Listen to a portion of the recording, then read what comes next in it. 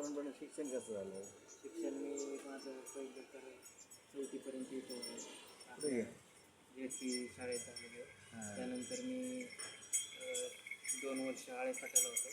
त्यानंतर मग मी 7वीपासून ते 10वीपर्यंत कोल्हापूर म्हणून पन्हाळ्याचं तिथं संजीवनी तिथं शिक्षण केलेलं आहे 10वीपर्यंत.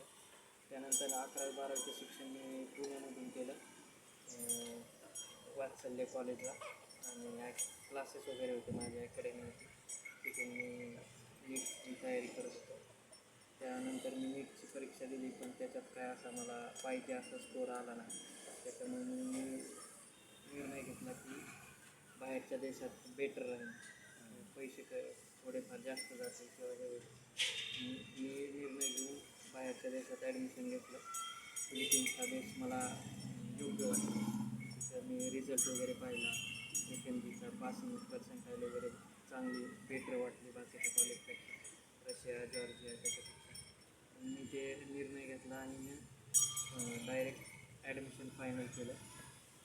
3-4.5 ते 5 वर्षाचा कोर्स होता. तसं कोर्स पूर्ण केला सगळा MBBSचा.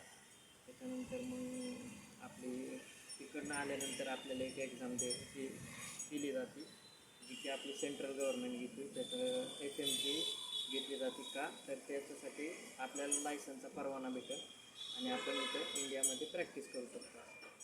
ही एक्झाम मी पहिल्याच अटेम्प्टमध्ये क्लिअर केली, चांगला स्कोर घेऊन 300पैकी 157 मला स्कोर पडला होता.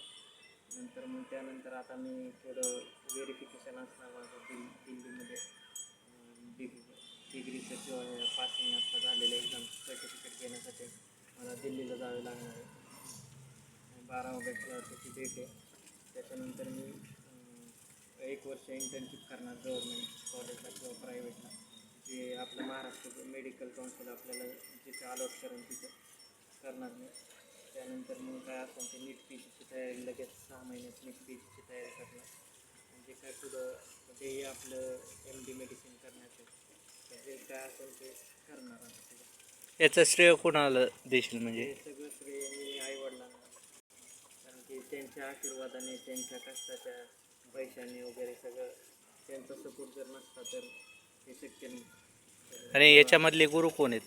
म्हणजे गुरु आईवडीलच गुरु आहेत. आणि ह्याच्यानंतर इंटर्नशिप झाल्यावर नंतर शहरात राहणार का ग्रामीण भागात? नाही, एकदा MD झाली तर मी गावातच येणार.